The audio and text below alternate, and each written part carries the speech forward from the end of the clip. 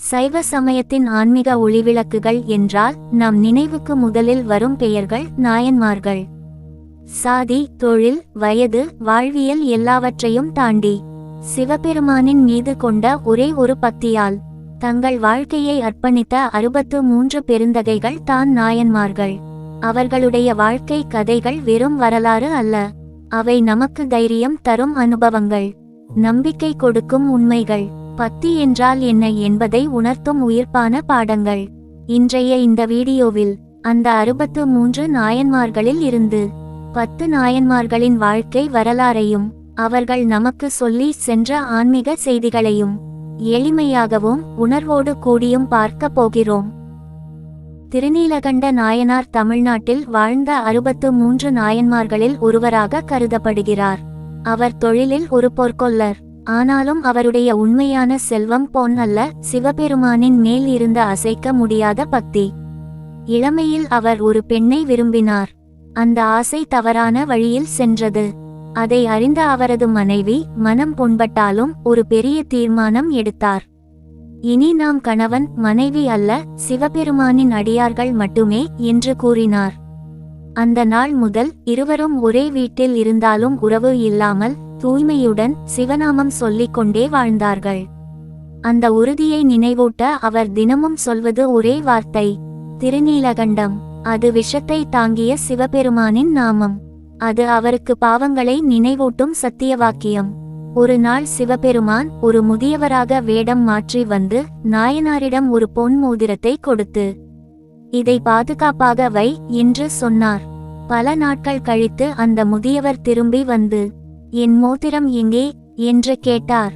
மோதிரத்தை எடுக்க திருநீலகண்ட நாயனார் கையை நீட்டி உள்ளங்கையை திறந்து காட்டிய போது அந்த மோதிரம் காணாமல் போயிருந்தது. அப்போது மக்கள் எல்லாம் அவரை சந்தேகிக்க தொடங்கினார்கள். அரசரிடம் கொண்டு போய் நிறுத்தினார்கள். உயிர் போகும் நிலை வந்தது. அந்த நொடியிலும் நாயனார் பதறவில்லை. கண்களை மூடி மனதுக்குள் சொன்னார், திருநீலகண்டம், திருநீலகண்டம். சிவபெருமானை நினைத்து அரசரிடம் சொன்னார், நான் போய் சொல்வதில்லை, என் சொல்லுக்கு சாட்சி சிவபெருமான். அவரை ஒரு நீர்த்தொட்டியில் கையை வைக்கச் சொன்னார்கள். அவர் சிவநாமம் உச்சரித்து கையை உள்ளே விட்டார். அப்போது அந்த தொட்டியில் இருந்து மோதிரம் மட்டும் அல்ல, சிவபெருமானின் திருக்கரமே வெளிவந்தது. அனைவரும் அதிசயத்தில் உறைந்தனர். சிவபெருமான் தம் திருவடிகளால் நாயனாரை ஆசீர்வதித்து, உன் மன தூய்மையே உன் மோட்சம் என்று அருளினார். அன்றே திருநீலகண்ட நாயனார் சிவலோகத்தை அடைந்தார். இயற்பகை நாயனார் சைவ சமயத்தில் புகழ்பெற்ற 63 நாயன்மார்களில் ஒருவர். அவர் வாழ்ந்தது தமிழ்நாடு. அவர் வாழ்ந்த வாழ்க்கை சிவபக்திக்கே அர்ப்பணிப்பு. இயற்பகை நாயனார் ஒரு சாதாரண மனிதர் அல்ல, அவர் ஒரு அரசர். ஆனால் அரச கம்பீரம் அவரிடம் இல்லை. அவரிடம் இருந்தது பக்தி, அன்பு, விருந்தோம்பல். அவர் வீட்டுக்கு வரும் யாராக இருந்தாலும் அவர் யார் என்று கேட்க மாட்டார். எங்கிருந்து வந்தார் என்பதும் முக்கியமல்ல, சிவனடியார் என்றால் போதும். ஒரு நாள் சிவபெருமான் இயற்பகை நாயனாரின் பக்தியை சோதிக்க ஒரு பிக்ஷாடனன் யாசகர் வேடத்தில் அவருடைய அரண்மனைக்கு வந்தார். அந்த யாசகர் அதிர்ச்சி தரும் ஒரு கோரமான கோரிக்கை வைத்தார். உன் மனைவியின் தலை வேண்டும், அதை எனக்கு தானமாக கொடு. ஒரு கணம் கூட தயங்கவில்லை இயற்பகை நாயனார். அவர் மனதில் ஓடியது ஒன்று தான், இவன் யாசகர் இல்லை, என் இறைவன் சோதிக்க வந்திருக்கிறான். அந்த கோர வேண்டுகோளை அவர் மனைவியிடம் சொன்னார். அவளும் ஒரு நொடி கூட கலங்கவில்லை. இது சிவனடியாரின் விருப்பம் என்றால் என் உயிரே போனாலும் சரி என்றாள். இயற்பகை நாயனார் தன் மனைவியின் தலையை வெட்டி அந்த யாசகரிடம் அர்ப்பணித்தார். அந்த நொடியில் வானம் அதிர்ந்தது. பிக்ஷாடனன் சிவபெருமானாக மாறினார். இயற்பகையே, உன் பக்தி எல்லைகளை கடந்தது. நீயும் உன் மனைவியும் என் கணங்களில் நித்தியமாக இருப்பீர்கள் என்று அருளினார். உடனே அவருடைய மனைவி முழு உடலுடன் உயிர்த்தெழுந்தாள். இயற்பகை நாயனார் சிவபக்தியின் உச்சம், அன்பின் உச்சம், தியாகத்தின் உச்சம். இவர் நமக்கு சொல்லும் பாடம், சிவபக்தி என்பது வார்த்தை அல்ல, வழிபாடு மட்டும் அல்ல, வாழ்க்கையே பக்தியாக மாற வேண்டும். இளையான்குடி மாற நாயனார் பாண்டிய நாட்டிலுள்ள இளையான்குடி என்ற ஊரில் வாழ்ந்த உயர்ந்த சிவபக்தர். செல்வம், நிலம், வீடு, வேலையாட்கள் எல்லாம் இருந்த பெரிய செல்வந்தர். ஆனால் அந்த எல்லா செல்வத்தையும் விட அவருடைய மனதில் இருந்தது அன்னதான சிவபக்தி. அவர் வாழ்க்கையின் ஒரே தவம் ஒன்று தான். சிவபக்தர் யார் வந்தாலும் பசியோடு திரும்பக்கூடாது. செல்வம் போனது, பக்தி போகவில்லை. காலம் மாறியது. விவசாயம் நாசம், வறட்சி, கடன். அவர் வீடு மெதுவாக வெறுமையாயிற்று. ஒரு நாள் அவருடைய வீட்டில் ஒரு கை அரிசியும் இல்லை, ஒரு நாணயமும் இல்லை. ஆனால் மனதில் ஒரு உறுதி மட்டும் இருந்தது.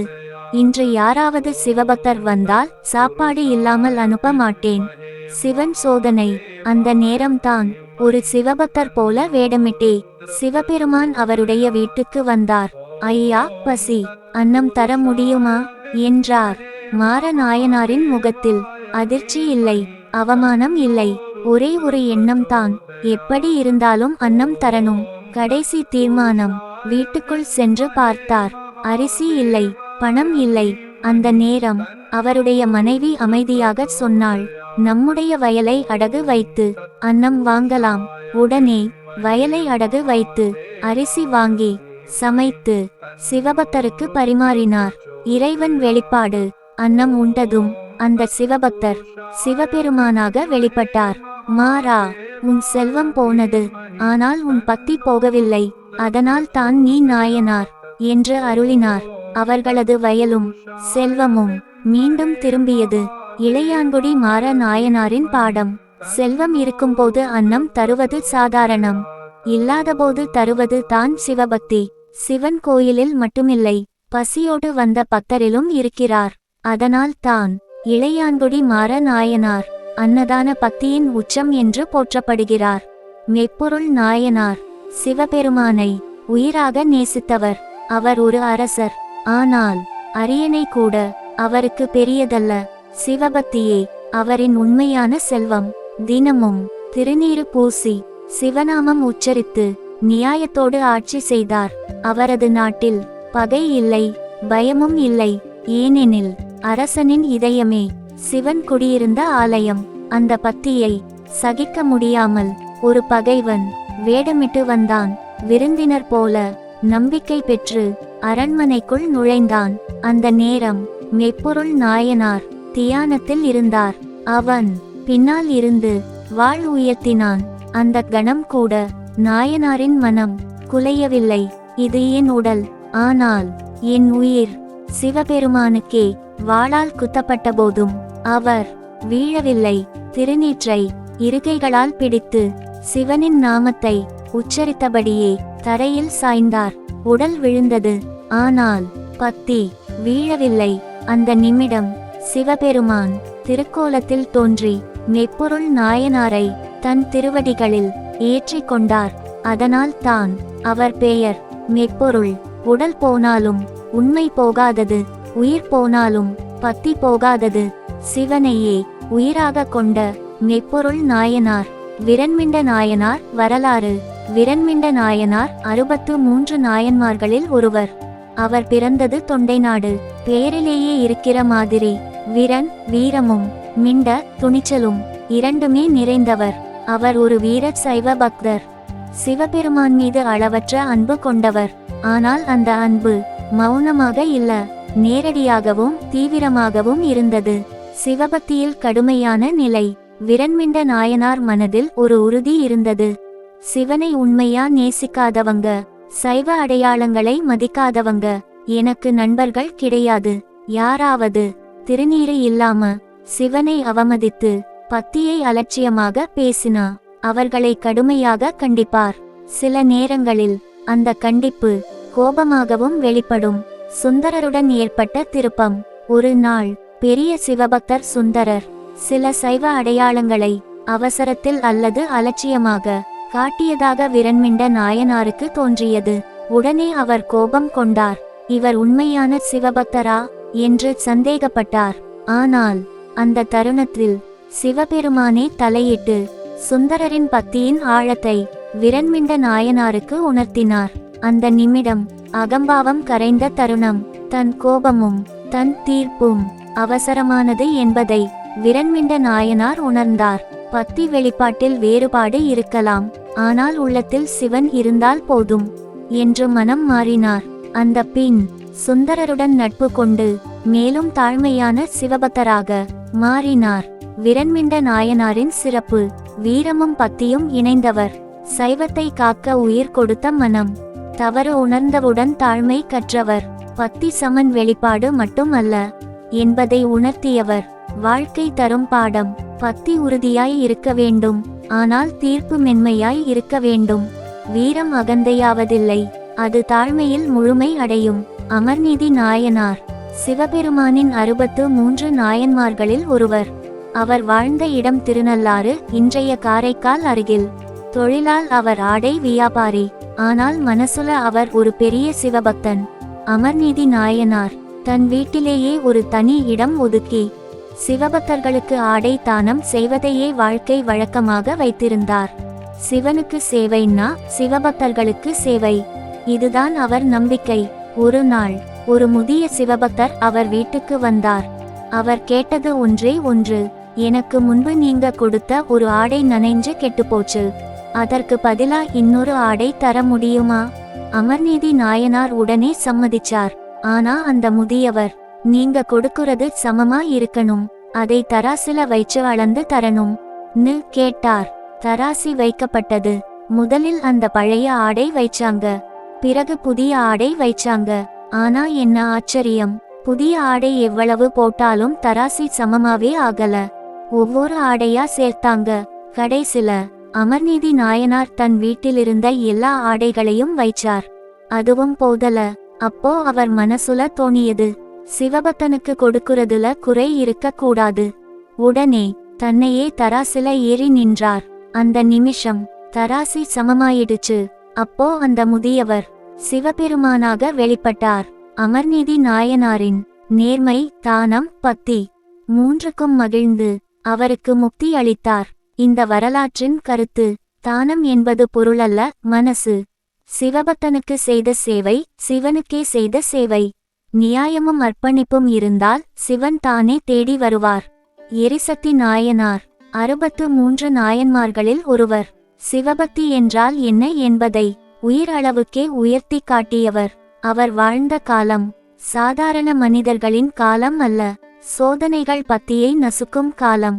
எரிசக்தி நாயனார் சிவபெருமானை உயிராகவே நேசித்தவர். சிவனுக்காக எதையும் துறக்க தயார். அவருடைய வாழ்க்கை எளிமை, உடையிலும் உணவிலும் சொத்திலும் அல்ல, பத்தியில் மட்டும் செல்வந்தன். அவருக்கு இருந்த ஒரே செல்வம் அவர் மனசு நிறைய வைத்திருந்த சிவபெருமானின் நினைவு. காலை விழித்தவுடன் சிவன், வேலை செய்யும் போதும் சிவன், உறங்க போகும் முன் சிவன். அவரது வீட்டில் எப்போதும் ஒரு விதி இருந்தது: சிவனுக்கு உணவு கொடுக்காமல் நாம் உணவு எடுக்க கூடாது. அது பழக்கம் அல்ல, அது பிரமாணம். அந்த நாள் அன்று எரிசக்தி நாயனார் வீட்டில் பெரும் வறுமை. அரிசியும் இல்லை, காய்கறியும் இல்லை, பணமும் இல்லை. அந்த நாளுக்கு அவர் மகனுக்காக சிறிதளவு உணவை மட்டும் கஷ்டப்பட்டு ஏற்பாடு செய்திருந்தார். அந்த உணவை பார்த்து ஒரு தந்தையின் மனம் ஒரு நிமிடம் நிம்மதி அடைந்தது. எப்படியோ இன்று என் மகன் பசியில்லாமல் இருப்பான். அந்த கணமே வீட்டின் வாசலில் ஒரு குரல்: பக்தா, பசி. தலையில் சடையுடன், உடலில் பிச்சைக்காரன் போல, கண்களில் ஒரு வித்தியாசமான ஒளியுடன் பிக்ஷாடனர் நின்றிருந்தார். எரிசக்தி நாயனார் அந்த குரலை கேட்டவுடன் உள்ளம் அதிர்ந்தது. சிவன் என் வீட்டு வாசலுக்கு வந்திருக்கிறார். தந்தையும் பக்தனும் உள்ளே சென்றார். உணவை பார்த்தார். ஒரே பாத்திரம், ஒரே வாய்ப்பு. ஒரு பக்கம் மகன், தன் உயிர்; மற்றொரு பக்கம் சிவன், தன் ஆத்மா. அந்த நிமிடம் அவர் கண்களில் கண்ணீர், ஆனால் மனதில் குழப்பம் இல்லை. இந்த உடல் ஒரு நாள் அழியும், இந்த உறவு ஒரு பிறவிக்கே, ஆனால் சிவன் என்றென்றைக்கும். அந்த முடிவு மனித புத்தியால் அல்ல, பக்தி புத்தியால் வந்தது. அர்ப்பணம். எரிசக்தி நாயனார் தன் மகனை மென்மையாக அணைத்தார். அவன் முகத்தை பார்த்தார். கண்ணீரை அடக்கினார். சிவனுக்காக அந்த உணவை தயார் செய்து பிக்ஷாடனருக்கு அளித்தார். பிக்ஷாடனர் அந்த உணவை ஏற்றுக்கொண்டார். அந்த கணமே பூமி அதிர்ந்தது, வானம் ஒளிர்ந்தது. பிக்ஷாடனர் மறைந்தார். அங்கே சிவபெருமான் தன் சுயரூபத்தில் நின்றார். சிவபெருமானின் அருள். எரிசக்தி நாயனாரே, உன் பக்தி என்னை கூட சோதிக்க வைத்தது. நான் உன் மகனை பெற வரவில்லை, உன் பக்தியின் ஆழத்தை உலகத்திற்கு காட்ட வந்தேன். அந்தச் சொல்லோடு மகன் முன்னதை விட அழகாகவும் ஆரோக்கியமாகவும் உயிர்த்தெழுந்தான். எரிசக்தி நாயனார் அந்த பாதங்களில் விழுந்தார். கண்ணீருடன் ஒரே வார்த்தை, சிவா. கதை சொல்லும் உண்மை. சிவன் எதையும் பறிக்க வருவதில்லை. பக்தி எல்லாவற்றையும் கொடுக்க துணியும் போது சிவன் பல மடங்கு திருப்பிக் கொடுக்கிறான். உண்மை பக்தி சோதனையில் தான் பிறக்கிறது. ஏனாதிநாத நாயனார் ஒரு வீரசைவன். வாள் ஏந்திய கைகளும் சிவபெருமான் நினைவால் மென்மையான மனமும் கொண்டவர். அவர் ஒரு சிறந்த போர் வீரர். ஆனால் அந்த வீரத்திற்கும் மேலானது சிவனிடம் கொண்ட அசைக்க முடியாத பக்தி. ஒவ்வொரு நாளும் போருக்கு செல்லும் முன் வாளை தூக்கி சிவனை வணங்குவார். இந்த வாள் என் பெருமைக்காக இல்லை, உன் அருளுக்காக மட்டுமே என்று மனதில் சொல்வார். அந்த காலத்தில் அதே திறமை கொண்ட மற்றொரு வீரன் இருந்தான். அவன் சிவபக்தன் அல்ல. அவன் வெற்றிக்காக மட்டுமே போராடினான். அகங்காரமே அவன் ஆயுதம். ஒரு நாள் இருவருக்கும் நேருக்கு நேர் போர். வாள் மோதியது. சத்தம் வானை கிழித்தது. ஏனாதிநாதர் போராடினார். ஆனால் மனதில் சிவன் மட்டும். அவன் எதிரியின் வாளை உடைத்தார். வெற்றி இவரிடமே வந்தது. அந்த கணத்தில் எதிரி தரையில் விழுந்தான். உயிர் துடித்துக் கொண்டிருந்தது. அந்த வேளையில் ஏனாதிநாதர் வாளை உயர்த்தவில்லை. மாறாக சிவனை நினைத்து அவனுக்கு உயிர் தானம் செய்தார். வீரம் என்பது கொல்வது அல்ல, கருணை காட்டுவதே என்று உலகுக்கு உணர்த்தினார். அந்த தருணமே சிவபெருமான் மகிழ்ந்தார். ஏனாதிநாதரை நாயன்மார்களில் ஒருவராக ஏற்றுக்கொண்டார். கருத்து: வாள் கையில் இருந்தாலும் இதயம் சிவனிடம் இருந்தால் அந்த மனிதன் யுத்தத்தில் கூட யோகியாக மாறுவான். கண்ணப்ப நாயனார் ஒரு காலத்தில் வேடர் குலத்தில் பிறந்தவன். திண்ணன். வேட்டை தான் அவன் வாழ்க்கை. வேதமும் தெரியாது, ஆகமமும் தெரியாது. ஆனால் மனம் முழுக்க உண்மை. காளஹஸ்தி அருகே இருந்த ஒரு காட்டில் மண்ணால் உருவான சிவலிங்கம் ஒன்று இருந்தது. அதை பார்த்த நொடியில், இவர் யாரோ, என் சாமி என்று திண்ணன் மனம் சொன்னது. அடுத்த நாள் முதல் அவன் தினமும் சிவனுக்கு பூஜை செய்தான். அந்த பூஜை எப்படி தெரியுமா? பூ காடு கொடுத்தது, நீர் அவன் வாயில் வைத்தது, நைவேத்தியம் வேட்டையாடி கொண்டு வந்த மாமிசம்.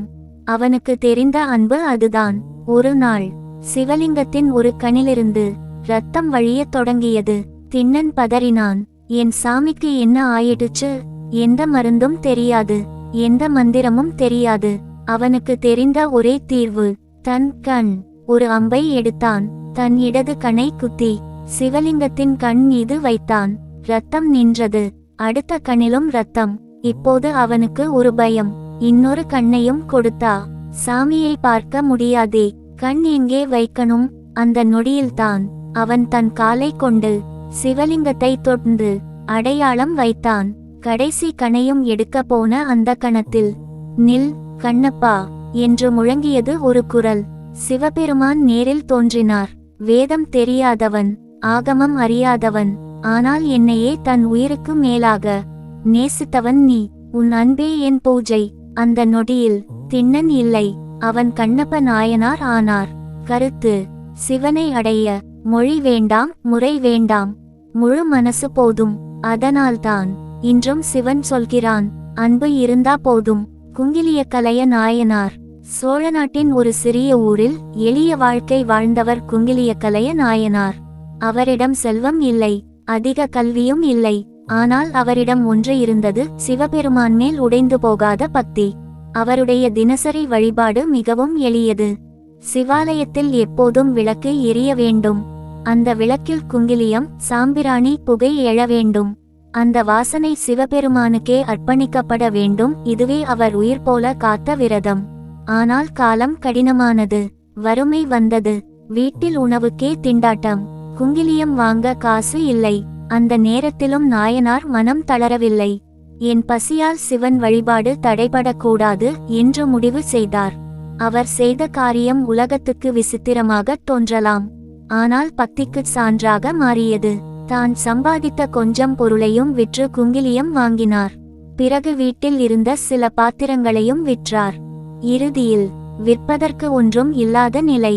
அப்போது அவர் எடுத்த தீர்மானம், ஒரு பக்ரன் மட்டுமே எடுக்க முடியும். தன் உடலை வாடகைக்கு கொடுத்து அதற்கு கிடைத்த பணத்தால் குங்கிலியம் வாங்கி சிவன் கோயிலில் புகை எழுப்பினார். உடல் வேதனையில் இருந்தாலும் மனம் சிவனிடமே இருந்தது. அந்த நேரம் சிவபெருமான் தாங்கவில்லை. என் பக்ரன் உடலை வருத்தி கொண்டு எனக்காக வழிபட வேண்டுமா என்று அவர் மனம் உருகியது. சிவபெருமான் நேரில் தோன்றி நாயனாரை தடுத்தார். அவரின் உடல் வலியை நீக்கினார். அவரை நாயன்மார்களின் வரிசையில் உயர்த்தினார். அன்று முதல் குங்கிலியக்கலைய நாயனார் பக்திக்கு அளவு இல்லை, தியாகத்துக்கே எல்லை இல்லை என்று உலகுக்கு கற்றுத்தந்த நாயனார் ஆனார்.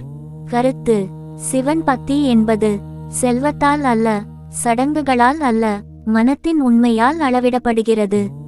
நாயன்மார்கள் ஒவ்வொருவரும் ஒவ்வொரு நாளுக்கும் ஒரு பாடம் சொல்லி சென்றவர்கள். பொறுமை, தியாகம், நேர்மை மற்றும் சிவபெருமான் மீது அசையாத நம்பிக்கை, இவை அனைத்தும் அவர்களின் வாழ்க்கையிலேயே வெளிப்படுகிறது. இன்று நாம் பார்த்த இந்த 10 நாயன்மார்கள் மட்டுமல்ல, நாள்தோறும் ஒரு நாயன்மார், நாள்தோறும் ஒரு ஆன்மீக சிந்தனை என்ற வகையில் இந்த நாயன்மார் கதைகள் தொடர்ந்து வெளிவரும். சிவபெருமான் அருளால் நம் வாழ்க்கையிலும் அந்த பக்தியின் ஒளி எப்போதும் நிலைத்திருக்கட்டும். ஓம் நம சிவாய.